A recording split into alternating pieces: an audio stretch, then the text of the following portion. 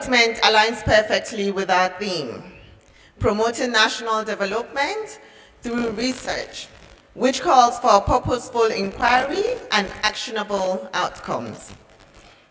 As undergraduates, you are the next generation of thought leaders and change makers. Your involvement in research today prepares you not only for academic excellence, but also for contributing meaningfully to our nation's growth.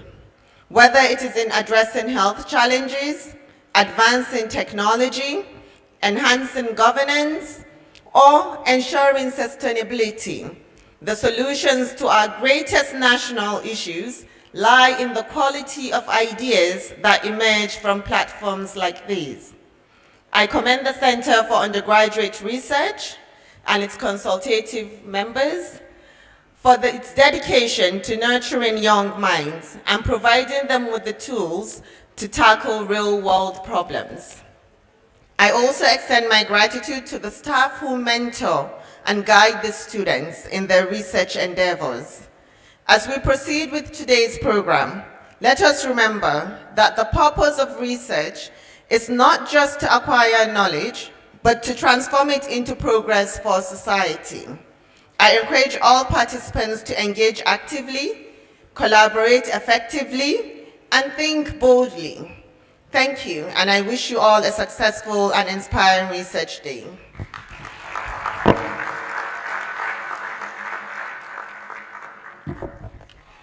Thank you very much, Vice Chancellor, for your wonderful address to everyone here. While she was giving her address, we'll have to make cognizance of the presence of the representative Dean of Science. A round of applause for him. Please wave for us. Thank you very much. Next on our agenda for today's program, we have one of our guests who is coming to speak to us and enlighten us on today's program about research. Her name is no other person than Joy Musa, founder of UNDERGRADUATE. A round of applause, ladies and gentlemen. Let's keep clapping, please. A round of applause. Thank you. Thanks for inviting me, Professor Atoibi. It's a pleasure and lovely to meet all the lecturing team and Professor Magaji as well. Thanks for having me here. So you know, 1998 was my first step in University of Abuja because I am an alumni of the University of Abuja. I studied business administration and graduated in 2001. And since then, I moved to the UK where I did 2 more degrees, and I've done all my work life really has been in the UK, but majority of my work has been in universities. And besides that, I also advocate heavily for the leverage of technology and cybersecurity to address the SDG goals. I would normally go through university one after the other in the UK and meet students from Africa to challenge them to actually look back and make meaningful research. So I am grateful to be here and speaking to you today, knowing that you are my crowd, and I'm pleased with the university for funding research. I'm a career advisor. UNDERGRADUATE caters for young people. We help them accelerate their career success. And I always try to monitor the skills that employers need every year. And I notice every 5 years, those skill changes. And the most desired top 2 skills now for all employers, the top one is analytical thinking and innovation. And those are people who know how to find problems and solve problems, think critically, and create innovative solutions for those problems. And the second key skill is people who can relearn, people who can learn and keep learning, because the pace of technological change is changing everything we do right now. And that first skill, who are they? They are researchers. So the world is looking for researchers to change what we do. In the past, people management was a desired skill. It's no longer in the top 10 because people are now employing robots and not people. You don't need to manage people, but leadership is a strong goal. And leadership is about people who have vision. And researchers have vision because you are breaking grounds and creating new grounds in the world. Why do I speak to African students? Because I want us to tell our own stories. I'm tired of reading publications where foreign people tell our stories. I'll give you one example.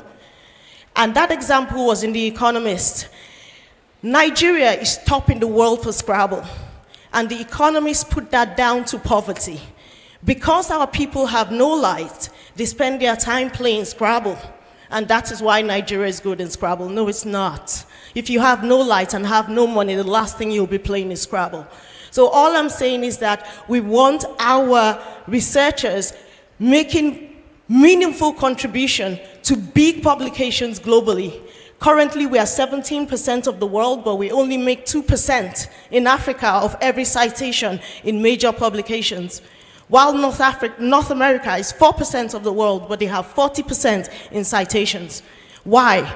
We need to look back at our own problems back home, look at the SDG goals, look at what happened with M-Pesa.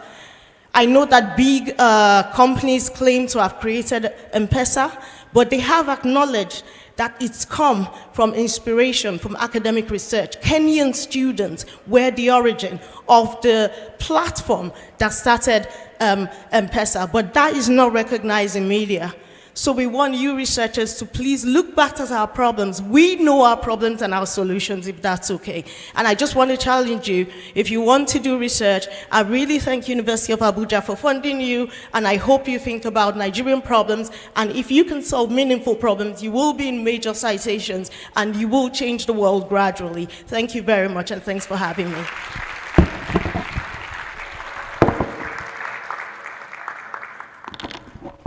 Okay, thank you very much, our very own Miss Joy Musa. I hope that we've all gotten one or two or a lot of things from her very short address. While she was speaking, the Professor Akeem Oyenide, the Dean of the Faculty of Agriculture, joined us. Please let's give him a round of applause. Thank you. So up next, we'll be moving to the proposal presentation by student researchers. Please join me in welcoming the Director of the Center for Undergraduate Research, Professor Taibat Adebukola Atoyebi. Thank you. Student researchers, please move to your banners so that the Vice Chancellor can come and inspect your banners. The first group, we have Emmanuel Anko from the Faculty of Science and their mentor, Dr. Pama Muta.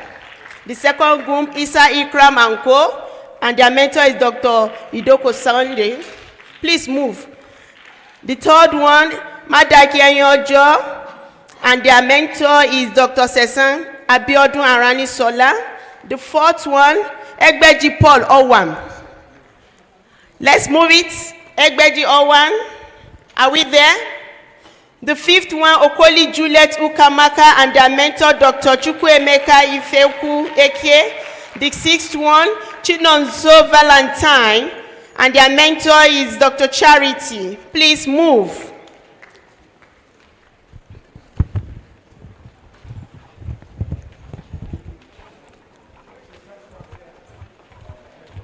My brother, how now? I'm not supposed to greet you because they pick my call again.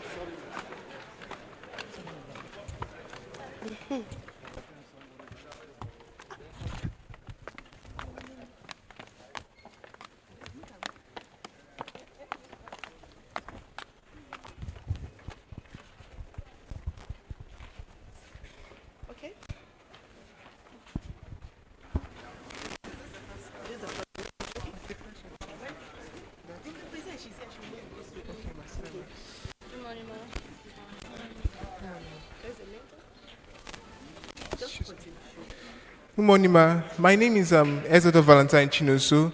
I'm from the Faculty of Nursing and Allied Health Science from the Department of Medical Laboratory Science. Our research is on phytochemical and antimicrobial properties of Calopinion, monoconoids, and the Metrocarpus species from the family of Rubicae against Carbinion-resistant enterobacteria. The research focuses on finding the properties and the bioactive compounds found in these leguminous plants against the Carbinion-resistant enterobacteria. The statement of the problem. We have the immune-resistant enterobacteria has emerged as a significant threat to global health, complicating the treatment of the infections due to the resistance to commonly used antibiotics. This study focuses on two plant species, the Calopinion monocropium, and the Metracarpal species, of which belongs to Leguminosae and Rubicia and legume family, respectively.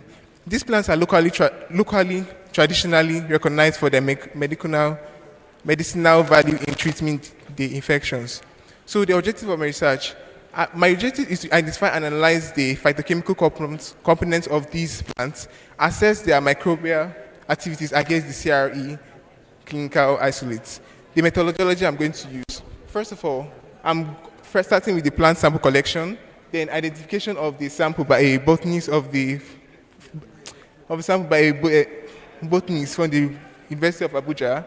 Then I will go on to phytochemical extraction and screening, then moving on to the microbial strain collection, and finally the antimicrobial testing.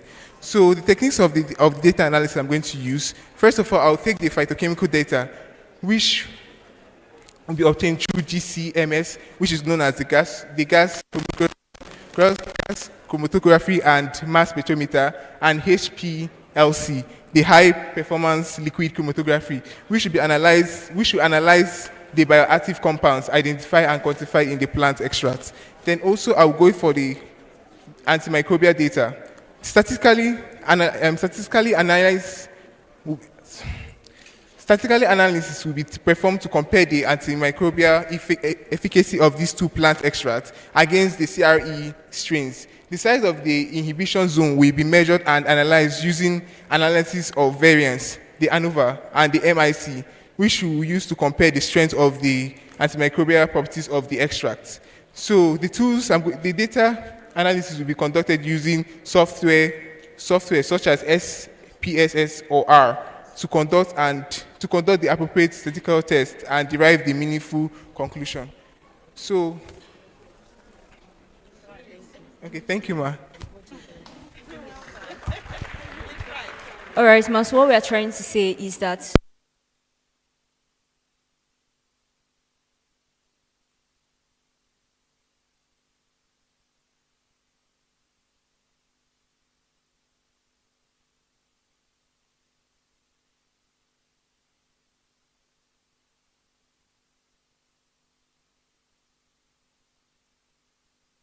so our research will be on these two plants to see they are known to have antimicrobial properties and they can, cure antimicrobial resistance. So that's what our research is all about. These two plants to combat antimicrobial resistance. That's the plain English of what this research is going to be about. Thank you.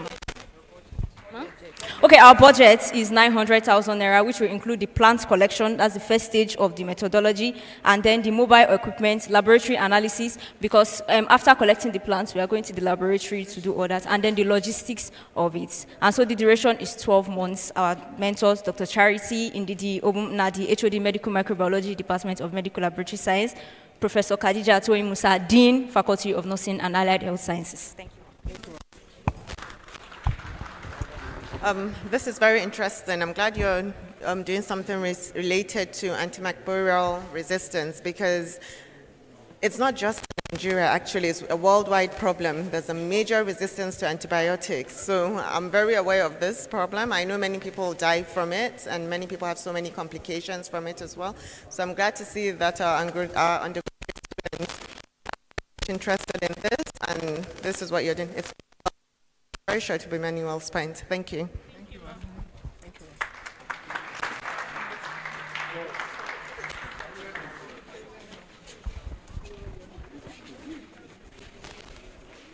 Good morning, Mom. Good morning, my respective lecturers and dean. My name is Egbeji Paul Owam, and I'm talking about, my topic is evaluating the phytochemicals and antidiabetic properties of curry leaves, Murraya coagini. So curry leaves has been a natural source of homemade drugs in combating diabetics. So diabetes mellitus is a very chronic metabolic disorder characterized by high blood sugar level, due to defection in insulin secretion or insulin action or both. So now the use of traditional medicine, particularly plant-based remedies, has been a cornerstone in the management of diabetics in many cultures. So curry leaves, Moriah Kogini, a common spice in Nigeria cuisine, has been traditionally used for their medicinal properties, including their potential anti-diabetic effects. So now the statement of the problem. Diabetics has been a major public health concern with an increasing prevalence globally. The current treatment options for diabetics have limitations and a lot of side effects. And there is a need for alternative remedies. Curry leaves, that's Moriah Koengi, has been a traditionally used medicinal properties, including their potential anti-diabetic effect. However, there is a lack of scientific evidence supporting the use of curry leaves, and that's why we're embarking on this research. So now the objectives of the research are to evaluate the phytochemical constituents of curry leaves and to investigate the anti-diabetic properties of curry leaves using the in vivo and in vitro models, to determine the efficacy of curry leaves in reducing blood sugar level and to identify the potential mechanisms of action of curry leaves in managing diabetics. So now let's go to the methodology of the studies. These studies employs a mixed method approach, just as I've said, combining both the in vitro and the in vivo experiment. Now in the in vitro experiment, which involves the alpha-glucosidase inhibition assay. Alpha-glucosidase inhibition assay is an enzyme. It's an enzyme found in the small intestines, and it acts on carbohydrates such as starch and polysaccharide. It breaks them down into simple sugars such as glucose. So we'll be checking for these elements in these curry leaves. Now the vivo studies uses streptozotocin-induced diabetic rat as model. This streptozotocin is a biochemical. It's a biochemical that when we inject into the rat, because we won't be using human beings here, when we inject it into the rat, it attacks the pancreatic enzyme which secretes insulin. It attacks it and destroys it, thereby leading to low insulin secretion. And low insulin secretion, it leads to high blood sugar levels. So that's the function of this streptozocin. And it also gives the rat to be like, it gives the type 1 model diabetes in the rat. So the rat looks like the type 1 model diabetes, and that's why we make our research. Now the data will be analyzed using statistical software such as SSPPS, GraphPad, Prism. Then the in vitro data will be analyzed using descriptive statistics and comparison of means. Then the in vivo data will be analyzed using analysis of variance, ANOVA, and post hoc tests. Then the phytochemical data will be analyzed using techniques such as the high performance liquid chromatography and mass spectrometry to check for these elements that we will use in combating diabetics. So the budget here is 1 million naira, because we will be having a lot of expenditure to do, starting from the sample collections until other things we'll be doing in research labs. So, and the timeline is 12 months, though I'm sure we'll be done with this research before 12 months, but to be on the safer side and combine academic work. So, and my mentors are Dr. Obum Nadi Charity and Mr. Abdul Malik Abdul Karim Omeiza, and my dean, the Professor Khadija Toyin Musa. My collaborator here will have something to say. Thank you. So although there are many conventional treatments already available for diabetes, we believe that this study of curry leaves, the investigation, will allow us to get something accessible, something that will help people that usually run to natural treatments for something as diabetes to have something to ground on.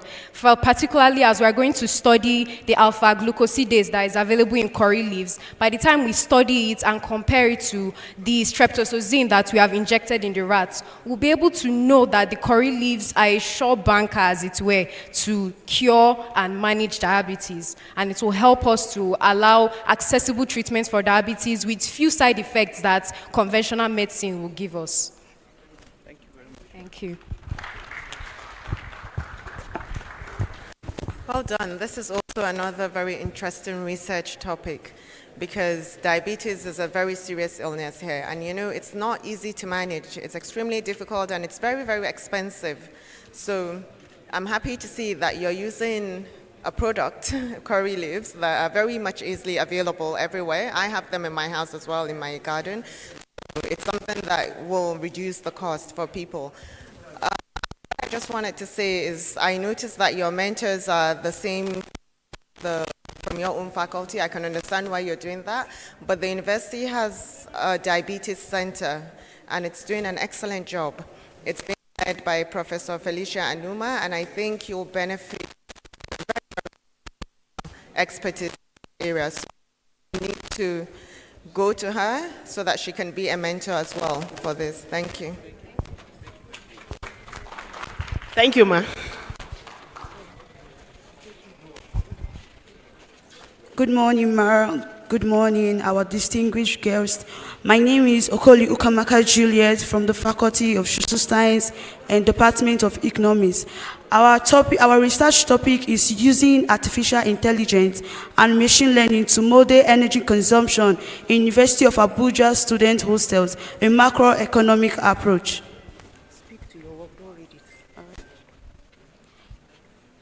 Using machine learning and artificial intelligence, we aim to provide valuable insight into energy consumption pattern, informing sustainable solution and macroeconomic intervention. We know that light disruption and energy disruption have become one of the problems that we are facing in University of Abuja, mostly the hostels. The statement of the problem: Nigerian universities, including the University of Abuja, face dilapidating energy challenge that frequently disrupt academic activities, hindering knowledge production and sustainable development. What is the objective of this research? This research aims to develop a comprehensive macroeconomic model of energy consumption in University of Abuja student hostel. My collaborator here has something to say about the methodology. Thank you. Thank you very much. Okay, moving on to the methodology. Our methodology, as seen, is broken down into sessions. So in the first 6 weeks, we're working on data collections, where we'll go out to collect surveys and interviews from students and also hostel administrators. So in the next 12 weeks, we're working on data and analysis, where we'll talk about using descriptive statistics and regression analysis, comparing variables and all of that, which will help us in macroeconomic modeling using econometric techniques, which will also help us to forecast our energy demand here in school. And then thirdly, the last 6 weeks we work on policy recommendations and validations, where we implore the knowledge and of stakeholders and expertise, who also help us in our research findings and policy recommendations. So moving on to the innovative methods our innovative method includes energy consumption, data collection using smartphones-enabled metrics, also application of machine learning algorithm to identify energy consumption patterns and predicts future demands of energy consumption in the school, as well as development of a macroeconomic model which will integrate energy consumption, economic growth, and environmental sustainability in the school. So our budget is estimated to be 850,000 naira, and the estimated duration of our project is 6 months. Thank you, Ma. And then our mentor, Dr. Chukwemeka Ifeagu Eke. Thank you very much. Ma, we did this research when we're looking at the proposal. It was in collaboration with the Energy Research Center. So their input is in this research work. Thank you, Ma. Thank you for that. Thank you for this. I'm particularly interested in it because it affects us directly, the University of Abuja. You are students, you know what our electrical problems are, so this is fantastic.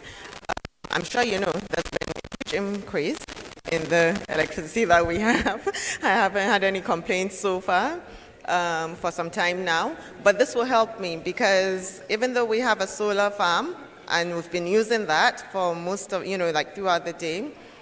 At night, the proposal right now is for the hostels not to have that solar farm, and that's because of the huge use of electricity by our students. You overuse it.